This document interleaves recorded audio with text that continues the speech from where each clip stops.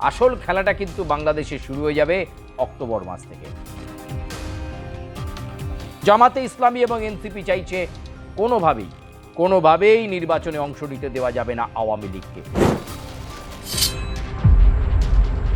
দেশে ফিরলে প্রধানমন্ত্রীর মতোই মর্যাদা পাবেন শেখ হাসিনা।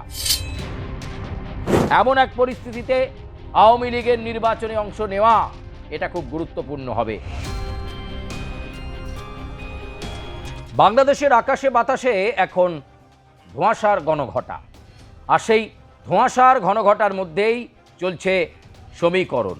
কি সেই সমীকরণ যেটাকে নিয়ে বা যে বিষয়কে নিয়ে আসল খেলাটা কিন্তু বাংলাদেশে শুরু হয়ে যাবে অক্টোবর মাস থেকে। সিটি কর্পোরেশন নির্বাচন আর তার সঙ্গে স্থানীয় নির্বাচন, একাধিক পর্যায়ে স্থানীয় নির্বাচন রয়েছে। সেই সঙ্গে সিটি কর্পোরেশনের নির্বাচন নিয়ে রাজনৈতিক শিবিরগুলোর মধ্যে এখন প্রস্তুতি একেবারে তুঙ্গে। কিন্তু সেই জায়গায় দাঁড়িয়ে যেখানে দেশের প্রধান বিরোধী রাজনৈতিক দল হিসাবে জামাতে ইসলামী চাইছে যাতে কোনোভাবেই আওয়ামী লীগ এই স্থানীয় সরকার নির্বাচন বা সিটি কর্পোরেশনের নির্বাচনে প্রতিদ্বন্দ্বিতা করতে না পারে। যেভাবে আওয়ামী লীগকে নিষিদ্ধ করা রয়েছে সেটা নিষিদ্ধই থাক। কিন্তু অন্য গান গাইছে সরকার পক্ষ তথা বিএনপি। তারা বা তাদের শীর্ষ নেতৃত্ব কিন্তু এটাই বলছে যে নির্বাচন কমিশনের যে নির্দেশনামা রয়েছে সেই নির্দেশনামাকে মেনে নিয়েই এবারে স্থানীয় সরকার বা সিটি কর্পোরেশনের নির্বাচনে অংশ নেবে সমস্ত রাজনৈতিক দল। সেক্ষেত্রে আওয়ামী লীগের ওপর কোনো নিষেধাজ্ঞা রাখা যাবে না, তবে শর্ত সমস্ত রাজনৈতিক দলের ক্ষেত্রেই থাকছে, যে শর্তগুলোকে মান্যতা দিয়ে তবেই তারা প্রার্থী দিতে পারবেন, প্রতিদ্বন্দ্বিতা করাতে পারবেন। তার মধ্যে অন্যতম গুরুত্বপূর্ণ প্রতিদ্বন্দ্বিতার জায়গা সেটা হচ্ছে ঋণ খেলাপি যদি হয় তাহলে তাকে কোনো রাজনৈতিক দল প্রার্থী করতে পারবে না। ঋণ খেলাপি হলে তাকে প্রার্থী করা যাবে না। নির্বাচন কমিশনের যে গাইডলাইন বাংলাদেশে তাতে স্পষ্টত কথা বলা আছে। এছাড়াও আরও একাধিক যোগ্যতা দেখা হবে এবং তবেই কোনো একটি রাজনৈতিক দল থেকে একজন নির্বাচনে এই স্থানীয় সরকার নির্বাচনে প্রতিদ্বন্দ্বিতা করতে পারবেন। সময় যত গড়াচ্ছে, শেখ হাসিনার প্রত্যাবর্তনের সময় যতটা এগিয়ে আসছে, ততই বাংলাদেশের সমীকরণগুলো যেন মুহূর্তে মুহূর্তে বদলে যাচ্ছে। তারেক রহমান এবং তার দল যখন চাইছে আওয়ামী লীগ স্থানীয় সরকার বা এই সিটি কর্পোরেশন নির্বাচনগুলোতে প্রত্যেকটা আসনে প্রতিদ্বন্দ্বিতা করুক, কোনো বাধা দেবে না সরকার পক্ষ, তখন জামাতে ইসলামী এবং এনসিপি চাইছে কোনোভাবেই নির্বাচনে অংশ নিতে দেওয়া যাবে না আওয়ামী লীগকে। কারণ আওয়ামী লীগ অ্যাক্টিভ হয়ে গেলেই জামাতে ইসলামী দুর্বল হয়ে যাবে। জুলাই গণ আন্দোলনের মাধ্যমে তৈরি হওয়া ন্যাশনাল পার্টি এনসিপি তারা কিন্তু দুর্বল হবে। সেই দুর্বল হয়ে গেলে তারা মানুষের থেকে বিচ্ছিন্ন হয়ে যেতে পারে, এই রকম একটা ভয় এই মুহূর্তে কাজ করছে জামাতে ইসলামী এবং এনসিপির অন্দরে। অক্টোবর মাসে এই স্থানীয় সরকার নির্বাচনগুলো রয়েছে, বিভিন্ন লোকাল বডি ইলেকশনগুলো হবে, সিটি কর্পোরেশন ইলেকশনগুলো হবে, যেখানে প্রত্যেকটাতে শেখ হাসিনা ভারতে বসেই বার্তা দিয়েছেন আওয়ামী লীগ অংশ নেবে, আওয়ামী লীগ অংশ নেবে, আওয়ামী লীগ অংশ নেবে।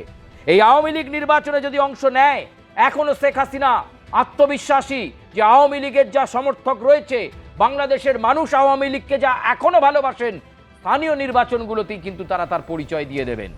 অনেকগুলো ক্ষেত্রেই তারা জিতে আসবে।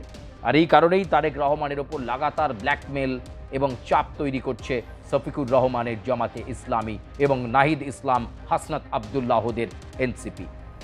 যত সময় গড়াচ্ছে, যত অক্টোবরের সেই নির্বাচন পর্বগুলো এসে যাচ্ছে, একটাই কল, 11 দলীয় জোট বেঁধে রাস্তায় নামতে চলেছে, আওয়ামী লীগকে নিষিদ্ধ রাখো, বাংলাদেশের নয়তো ফের একনায়কতন্ত্র আসবে, শেখ হাসিনার দলকে দূরে রাখো, এই স্লোগানকে সামনে রেখে তারা রাস্তায় নামতে চলেছেন। কিন্তু শেখ হাসিনা আত্মপ্রত্যয়ী।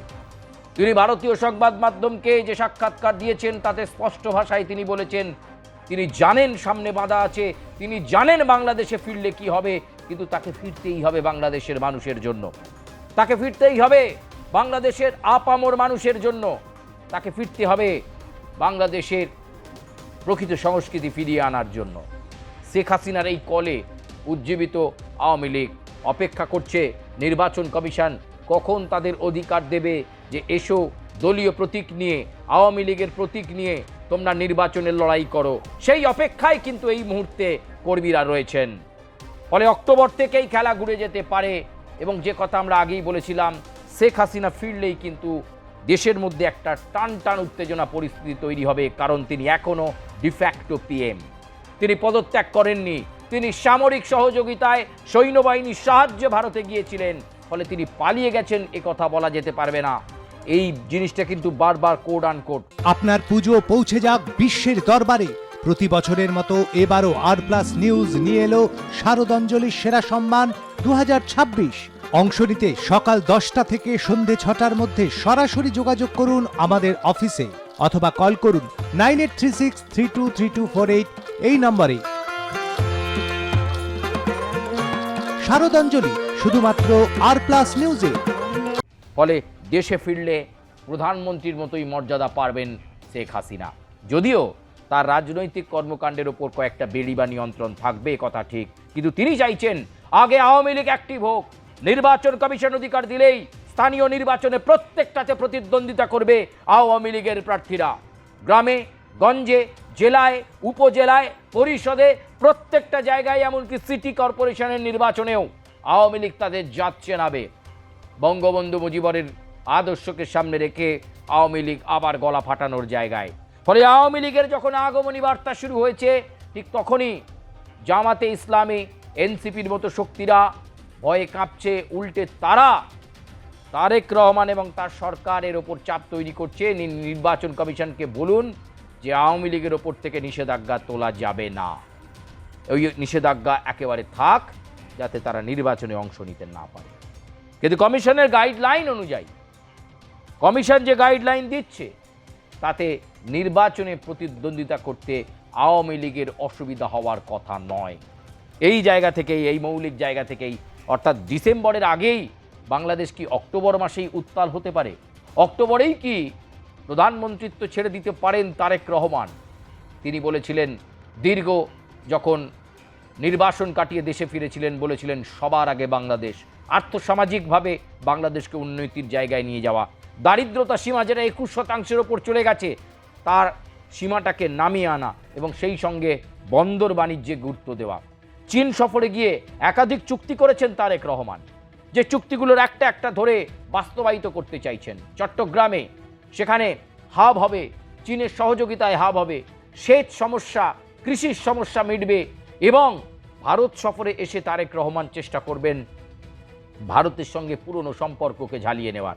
এমন এক পরিস্থিতিতে আওয়ামী লীগের নির্বাচনে অংশ নেওয়া এটা খুব গুরুত্বপূর্ণ হবে, এবং নির্বাচনে অংশ নিলেই মানুষের থেকে দূরে সরে যাবে জামাতে ইসলামী। এই ভয় তাদেরকে যেন তাড়া করে বেড়াচ্ছে। শফিকুর রহমান যেন ভূত দেখছেন। এমনিতেই যে জাতীয় সংসদ নির্বাচন হয়েছিল তাতে সীমান্তবর্তী অঞ্চলগুলোতে জামাতে ইসলামী কাজে লাগিয়েছিল আওয়ামী লীগের অনুপস্থিতিকে, কিন্তু আওয়ামী লীগ অ্যাক্টিভ হয়ে গেলেই। কি রে, তোর বেশ র্যাশ হয়েছে দেখছি। হ্যাঁ রে, কি করবো বলতো, র্যাশগুলো কিছুতেই কমছে না। অনেক কিছু ইউজ করলাম তবুও কমছে না। তুই এম্বার গৌরীদেবী হসপিটালসে দেখাতে পারিস, ওখানে ভালো এক্সপিরিয়েন্স ডার্মাটোলজিস্ট আছে। গৌরী দেবী হসপিটাল, রাজবাঁধ, দুর্গাপুর। যোগাযোগ 8001003333, 8001113333। জামাতে ইসলামী আবারও ঠোঙা হয়ে যাবে, এই ভয়টাই কিন্তু শফিকুর রহমান পাচ্ছেন। আর তাদের সঙ্গী এনসিপির অর্থাৎ নাহিদ ইসলামরা বারবার বলছেন আওয়ামী লীগকে অংশ নিতে দেওয়া যাবে না। অক্টোবরের এই নির্বাচন নির্ণায়ক নির্বাচন হবে। অক্টোবরের এই নির্বাচন বাংলাদেশে এক নতুন অধ্যায়ের সূচনা করবে। অক্টোবরের এই নির্বাচন বাংলাদেশে এক টান টান উত্তেজনা পরিস্থিতি শুরু করবে। অক্টোবরের এই নির্বাচন বাংলাদেশের রাজনৈতিক অলিন্দে এবং প্রেক্ষাপটে এবং আবহাওয়ার মধ্যে একটা গুরুত্বপূর্ণ তারতম্য এনে দিতে পারে। ফলে সব মিলিয়ে তারেক রহমান ভেবেচিন্তে পা ফেলতে চাইছেন। তিনি চাইছেন না ইচ্ছে করে সরকারে বা ক্ষমতায় থেকে আওয়ামী লীগের ওপর নিষেধাজ্ঞা রাখতে। তারা চাইছেন, বিএনপি চাইছে আওয়ামী লীগে অংশ নিক, জনগণ বিচার করবে কাকে তারা নির্বাচিত করবে। কিন্তু বিরোধী শক্তি একটা অপ্রত্যাশিত চাপ তৈরি করে চলেছে তারেক রহমানের ওপর। প্রিয় দর্শক, আপনারা কি মনে করেন অক্টোবরে কি আওয়ামী লীগ নির্বাচনে অংশ নিলেই খেলা শুরু হয়ে যাবে আওয়ামী লীগের? হাসিনা ফিরলেই আবার কি নির্বাচন হবে এবং তারপর জাতীয় সংসদ নির্বাচনে আবার প্রধানমন্ত্রী শেখ হাসিনা? বাংলাদেশের সংবিধান সংশোধনী কি বলছে? ডিফ্যাক্টো পিএম এর মর্যাদা কতটা থাকবে? এই সব নিয়েই আজকের এই প্রতিবেদন। আপনারা এই প্রতিবেদন নিয়ে মন্তব্য করবেন, লাইক করবেন, সাবস্ক্রাইব করবেন, বেল আইকনে প্রেস করতে ভুলবেন না এবং অবশ্যই আপনাদের সুচিন্তিত মতামত আমাদের শিরোধার্য। আমাদের মতামত যে আপনাদের সঙ্গে মিলবে বা আমাদের প্রতিবেদন যে আপনাদের সঙ্গে মিলবে এমনটা নয়, কিন্তু আপনারা আপনাদের মতো করে স্বাধীন সুচিন্তিত মতামত ব্যক্ত করবেন। আমরা চেষ্টা করব বাংলাদেশের থাকা কোনায় কোনায় খবরগুলো আপনাদের সামনে তুলে ধরার জন্য। ধন্যবাদ, বিদায় নিচ্ছি।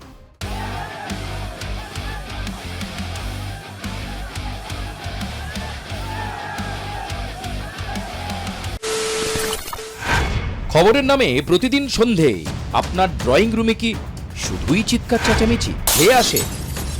বিতর্কের নামে চলে গালাগালি আর কাদা ছোড়াছুড়ি।